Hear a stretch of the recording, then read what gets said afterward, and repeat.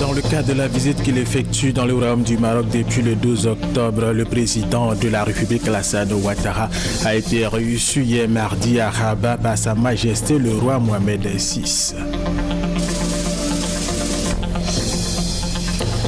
Avec près de 1000 milliards de francs CFA de chiffre d'affaires en 2013, le secteur des télécommunications en Côte d'Ivoire est en plein boom. Le pays veut faire des technologies de l'information et de la communication un secteur qui va porter durablement l'économie ivoirienne.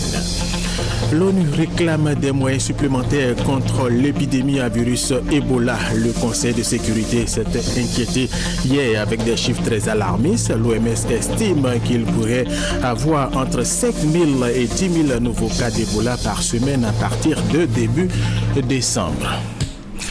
Mesdames et messieurs, bienvenue et merci de regarder RTI 1 dans le cadre de la visite qu'il effectue dans le royaume du Maroc depuis le 12 octobre. Le président de la République Alassane Ouattara a été reçu hier mardi à Rabat par Sa Majesté le roi Mohamed VI. Les deux personnalités ont fait un tour d'horizon sur les questions bilatérales entre la Côte d'Ivoire et le royaume du Maroc. Viviane Haïma.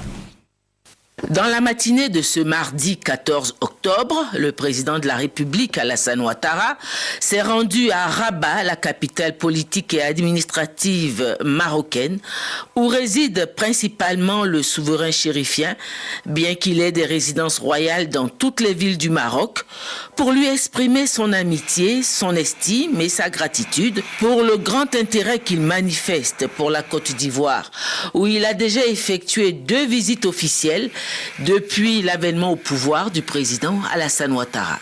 Cette gratitude envers le roi Mohamed VI, le chef de l'État ivoirien n'a eu de cesse de l'exprimer depuis son arrivée au Maroc.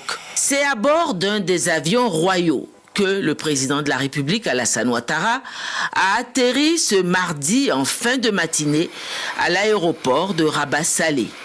Accueilli par le ministre des Affaires étrangères, Salah Eddine Mezouar. Conduit au palais royal Al-Mour Chouar de Rabat, le président de la République a eu droit aux honneurs militaires rendus par un détachement de la garde royale. Son Altesse royale le roi Mohamed VI, sorti pour accueillir le chef de l'État ivoirien, les deux hommes ont échangé une accolade chaleureuse, signe de l'estime réciproque qu'ils se vouent. C'est dans le cabinet royal que le souverain chérifien s'est retiré avec son hôte, le président de la République Alassane Ouattara et sa délégation, pour un long entretien. Le président de la République n'a pas manqué d'exprimer sa totale satisfaction. Nous avons l'ambition de renforcer cette coopération sud-sud. Et Sa Majesté est tout à fait favorable à cette orientation. Bien évidemment, la Côte d'Ivoire n'a pas encore d'hommes ou des femmes d'affaires d'envergure pour venir investir au Maroc, mais il est tout à fait ouvert à cela. Nous avons également parlé diplomatie, des relations fortes de confiance entre le Maroc et la Côte d'Ivoire, mais également l'Afrique de l'Ouest et le continent africain en général. Et ceci nous a permis de parler des pays qui sont en crise et où des solutions sont envisageables.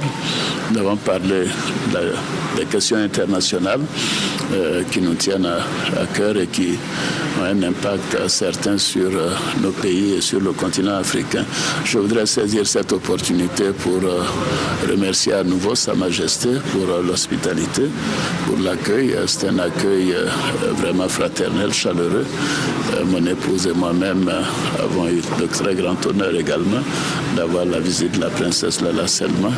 Et donc, au Maroc, nous sommes vraiment chez nous et merci à Sa Majesté. Après son entretien avec son hôte, son Altesse le roi Mohamed VI, le président de la République a quitté Rabat pour regagner Marrakech. La première dame de Côte d'Ivoire, Madame Dominique Ouattara, est aussi au Maroc. Elle a pris part à Marrakech aux côtés de son Altesse royale la princesse Lala Salma, présidente de la fondation Lala Salma Prévention et Traitement des cancers, et de Madame Bernadette Chirac, présidente de la fondation Hôpitaux de Paris, Hôpitaux de France, à l'inauguration de la maison vie de Marrakech devant permettre d'héberger les patients et leurs familles pendant la période de leur traitement ambulatoire. Viviane Aïmer. À l'invitation de la première dame de Côte d'Ivoire, présidente fondatrice de la fondation humanitaire Children of Africa, son Altesse royale, la princesse Lala Salma, avait effectué il y a peu 2 visites en Côte d'Ivoire dans le cadre des activités de la fondation Children of Africa. Cette fois-ci, c'est la première dame de Côte d'Ivoire qui est à son tour l'invitée de son Altesse royale, la princesse Lala Salma, pour l'inauguration à Marrakech de 2 importantes réalisations de la fondation Lala Salma Prévention et Traitement des cancers. La première de ces réalisations est la maison de vie construite par la fondation Lala Salma à proximité du CHU Mohamed VI à Marrakech, qui a en son sein un centre d'oncologie pour le traitement des malades du cancer. Cette maison de vie est un centre d'hébergement pour les patients qui ne résident pas dans la ville et qui n'ont pas de moyens suffisants pour assurer leur séjour sur place.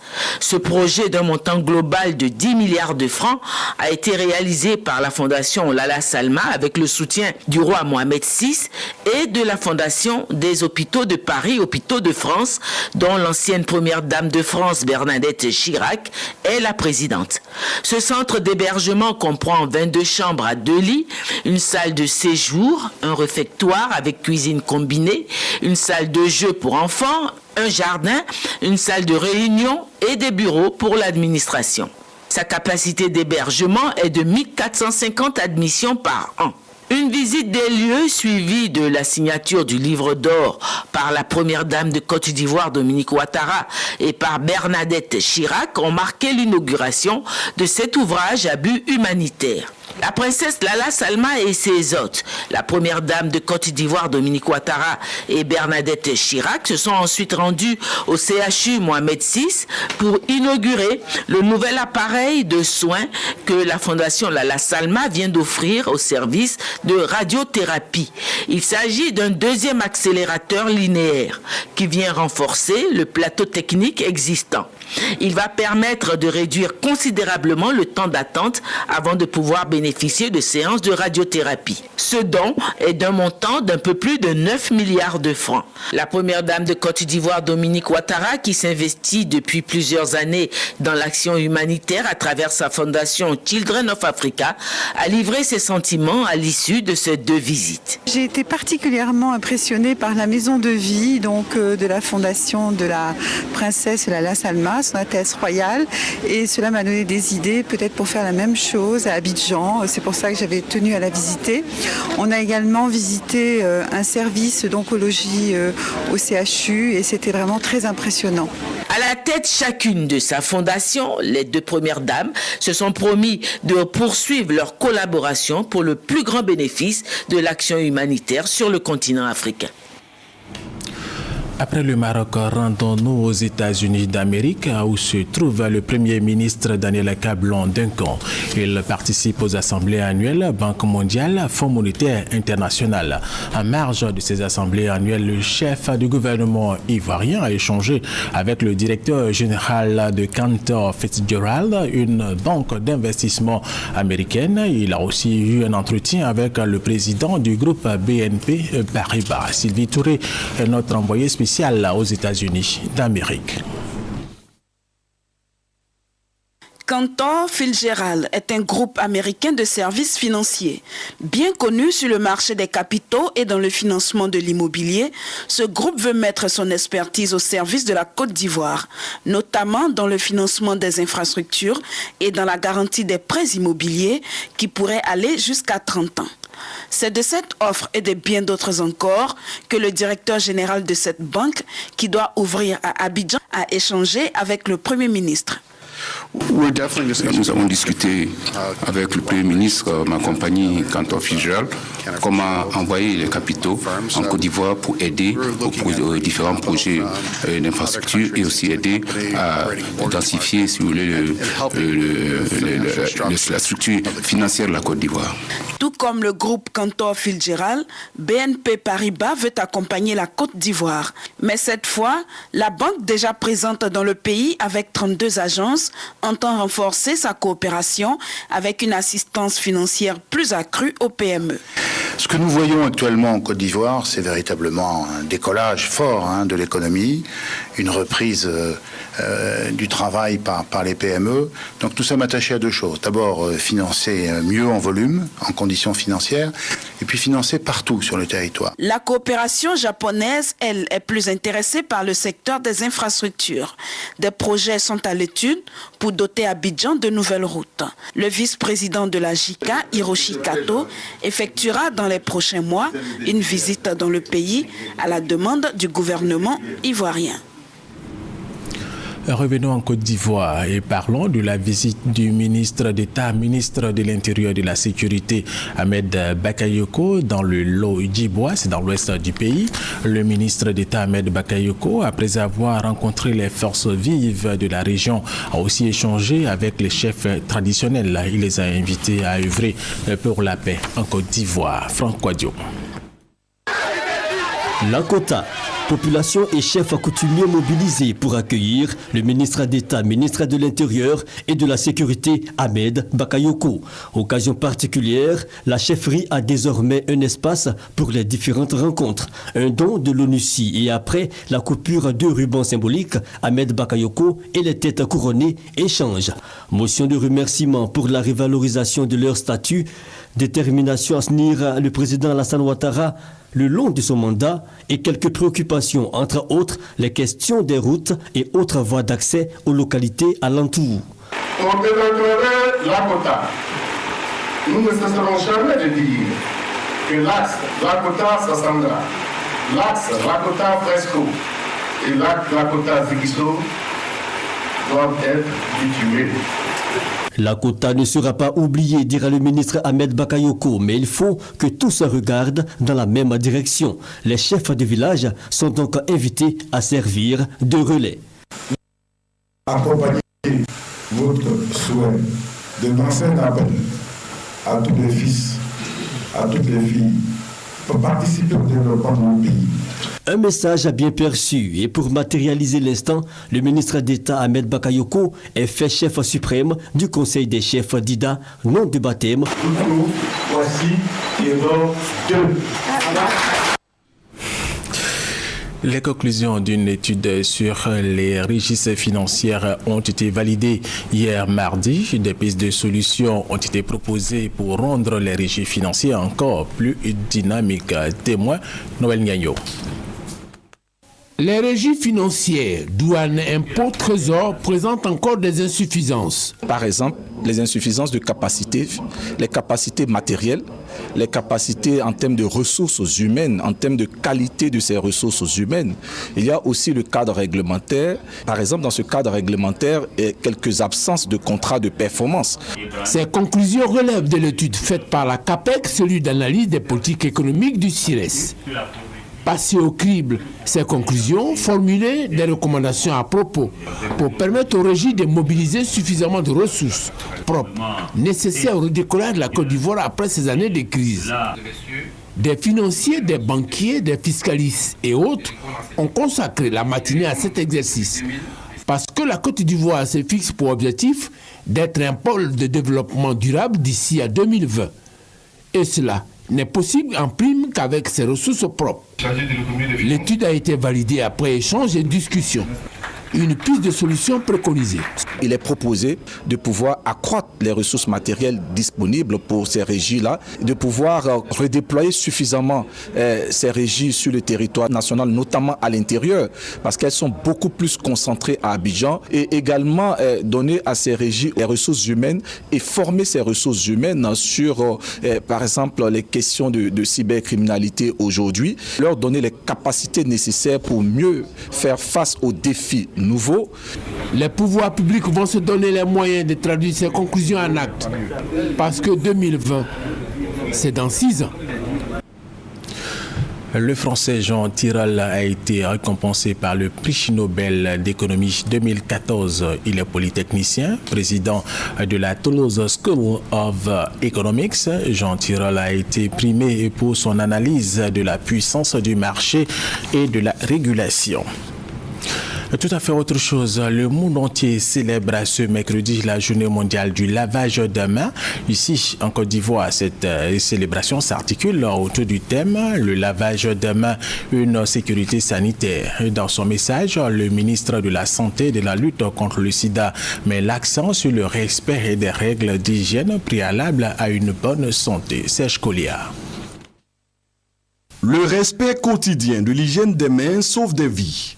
Il réduit d'environ 50% le nombre de décès dus à la diarrhée et de 25% le nombre de décès dus aux infections respiratoires aiguës et autres infections selon une étude menée par des chercheurs américains. La commémoration de cette 7e édition de la Journée mondiale du lavage des mains intervient dans un contexte particulier, celui de la prévention de la maladie à virus Ebola dans notre pays. Dans le cadre de la lutte contre cette épidémie, le gouvernement a recommandé certaines mesures, parmi lesquelles le lavage des mains à l'eau et au savon.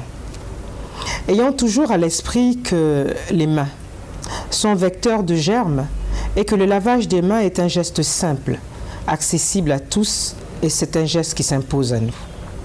Nous invitons donc la population à se laver régulièrement et soigneusement les mains avec de l'eau et du savon, et à l'adopter comme un nouveau comportement à la maison, à l'école, sur le lieu de travail, à l'hôpital et dans les lieux de restauration aux frontières, partout.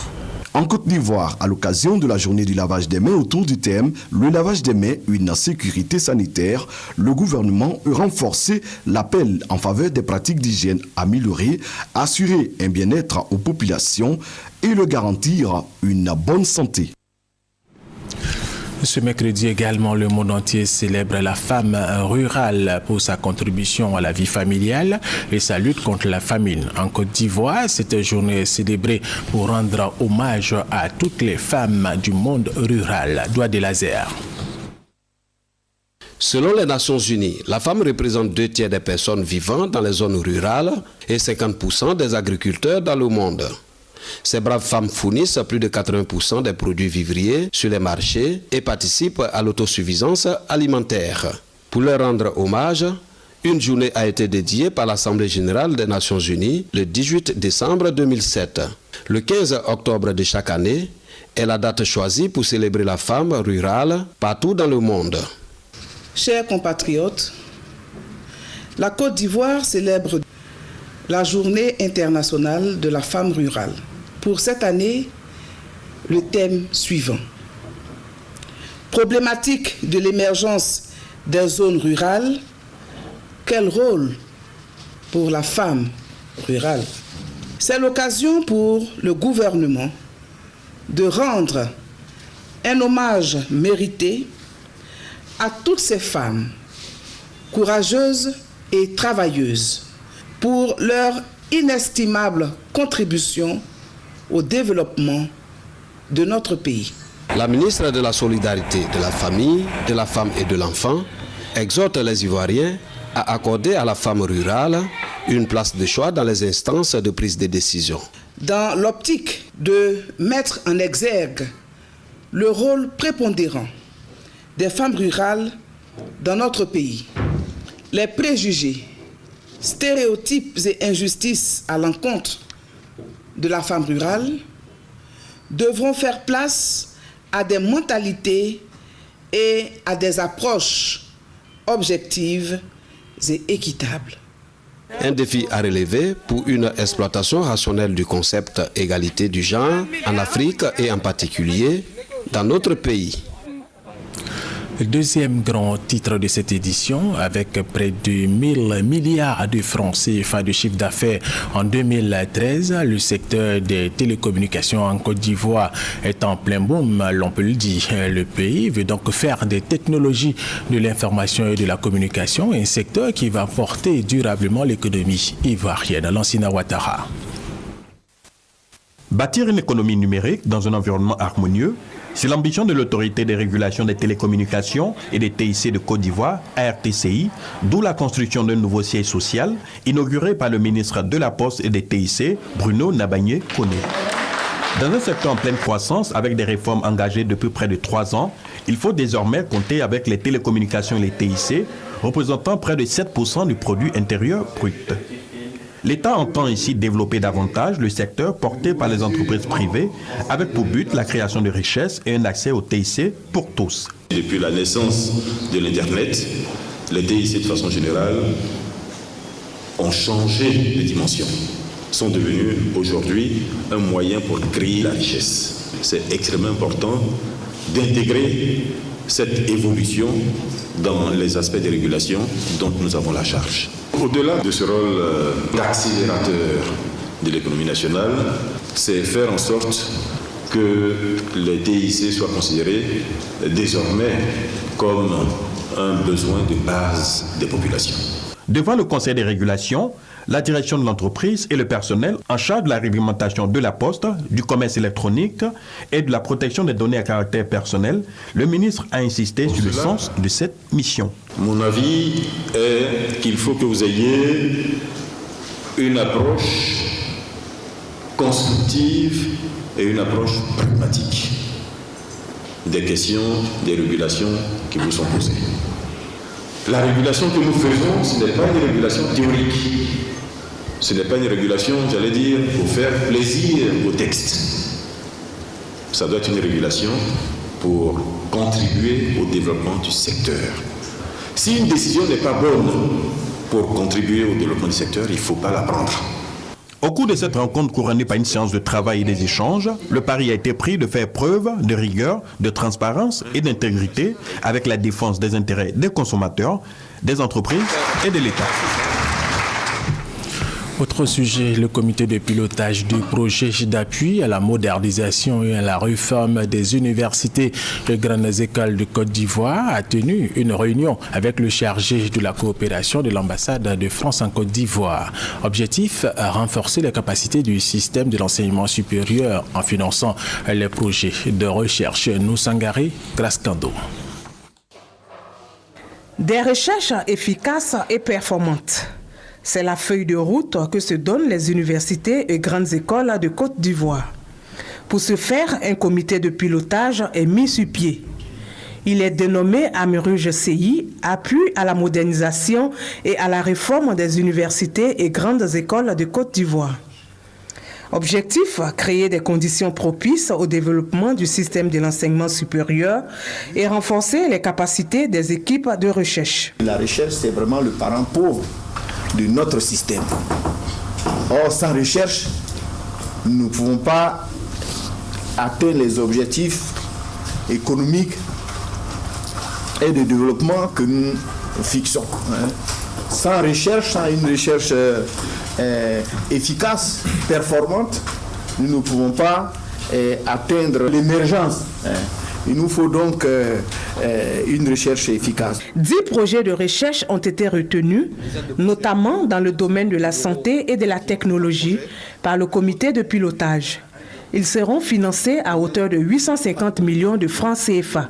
Le comité scientifique s'est réuni, ont identifié selon des termes de référence et selon des critères bien établis le potentiel qui résidait dans ces projets afin de voir si leur pertinence et leur faisabilité permettaient à la Côte d'Ivoire d'atteindre les objectifs tant souhaités. Il faut mutualiser les connaissances, les compétences et faire en sorte que les gens qui travaillent sur des sujets semblables dans différentes parties du monde se rencontrent et mettent en commun leurs forces de travail et leurs forces de recherche. Ces projets sont financés dans le cadre du projet CE2, contrat de désendettement développement. Autre information, le conseil régional d'Unzi a procédé à la réhabilitation de 2 bâtiments de 6 classes de l'école primaire publique de Mbayakro. Cette école était dans un état de dégradation très avancé. Les travaux, 22 millions de francs CFA. Honorine Anigori.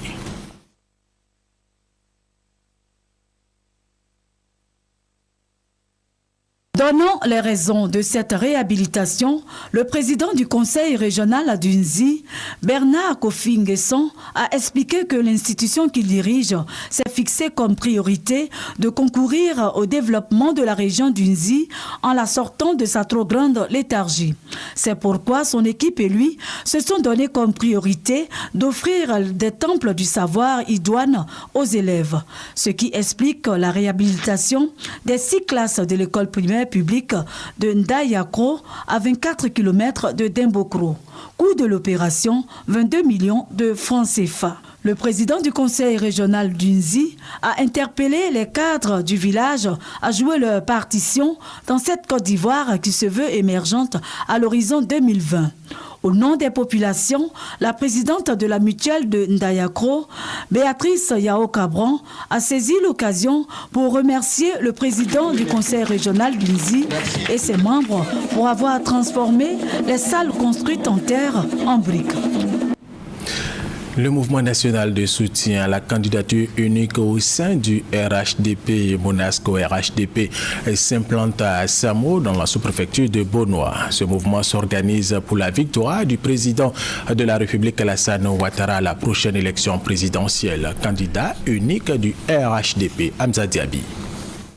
Samo, dans la sous-préfecture de Bonoa, ce samedi 11 octobre. Sur le stade de la localité, une cérémonie aux allures de fête. C'est l'implantation d'un démembrement du Monasco, le mouvement national de soutien à la candidature unique au sein du RHDP. Depuis que le président Bédié a dit oui à la candidature unique, la Côte d'Ivoire inspire encore plus confiance. Grâce à ce oui-là et grâce au président Ouattara. Il est donc bon qu'aujourd'hui, que toute la Côte d'Ivoire soutienne la candidature unique qui a été complètement remise entre les mains des Ivoiriens, soit transformée en mandat, en second mandat pour le président Ouattara, en vue de lui permettre d'amener la Côte d'Ivoire à l'émergence en 2020. Aussitôt installée, la section Monasco de Samo se voit déjà confier une mission. Les institutions fermes, les nouvelles, parvenir 3000 adhésions pour les 3 semaines à venir. Et cette mission, Samo compte bien l'accomplir. En moins d'une semaine, nous avons fait 1000 adhésions au Monasco. Dites au président que Samo fera 99%. Dieu, dans sa bonté, quand il veut réaliser une œuvre extraordinaire, il choisit des personnes spéciales pour les accomplir. Et pour nous, le président Alassane Ouattara est celui qui mènera à bien le bonheur du peuple de Côte d'Ivoire. Pour le Monasco, le combat de la candidature unique est gagné. Reste à transformer l'appel de Daoukro en mandat. Voilà ce que devrait être le combat actuel de tous les Ivoiriens, épris de paix et de progrès. Grâce à l'ouverture du corridor humanitaire par le gouvernement ivoirien vers les pays atteints de la fièvre hémorragique à virus Ebola, 1000 familles démunies du Libéria vont bénéficier de l'assistance du CICR. Et ces familles ont vu leurs biens détruits dans la lutte contre cette maladie. Eric Goré, Serge Gongomer. Elles sont nombreuses, les familles qui ont vu leurs biens domestiques détruits dans le cadre d'une action visant à lutter contre la contamination de la maladie à virus Ebola. Ces camions contenant des articles de ménage, des produits d'hygiène et des produits vivriers ont donc quitté Abidjan pour le Libéria. L'opération est du CICR, le Comité international de la Croix-Rouge. Il s'agit en effet de l'ouverture du corridor humanitaire. Pour nous, c'est la première fois que nous avons pu être autorisés par le gouvernement pour faire cette opération logistique avec de nouvelles procédures qui demandent une notification à l'avance et nous espérons pouvoir continuer cette opération pendant les mois à venir. Les besoins sont immenses. Chaque article a une quantité bien précise pour une famille. Par exemple, 6 nattes pour une famille, 6 morceaux de savon, 2 moustiquaires, un seau, une bâche, 3 couvertures. Ce convoi est le premier d'une longue série qui permettra d'approvisionner régulièrement la délégation du CICR à Monrovia, des vivres toujours destinés aux populations. Les personnes démunies, dont les prisonniers, jusqu'ici soutenus par le CICR, bénéficieront également de cette opération. Ce premier convoi fait suite à l'ouverture du corridor humanitaire par le gouvernement ivoirien. Et cette information par rapport au virus Ebola, l'ONU réclame des moyens supplémentaires contre l'épidémie. Le Conseil de sécurité s'est inquiété hier mardi de nouveaux chiffres très alarmistes qui montrent que la crise Ebola ne fait peut-être que commencer. L'OMS estime qu'il pourrait y avoir entre 5 000 et 10 000 nouveaux cas d'Ebola par semaine à partir de début décembre. Autre chose, Coupe d'Afrique des Nations au niveau des femmes. Après sa défaite face au Nigeria, la Côte d'Ivoire a battu hier la Namibie par 3-1. Les éléphantes devront remporter leur prochain match face à la Zambie pour se qualifier pour le prochain tour. Toujours en sport football au niveau des hommes, cette fois, les éléphants footballeurs jouent le match retour contre la République démocratique du Congo cet après-midi, ici à Abidjan à 17h. Match comptant pour les éliminatoires de la CAN 2015. Au match aller, les éléphants ont battu la RDC par 2-1. Et pour cette 4e journée, l'entrée et virage est gratuite. Tous au stade pour supporter les éléphants de Côte d'Ivoire. Et c'est la fin de cette édition. Merci de l'avoir suivi. Restez avec nous sur RTI 1.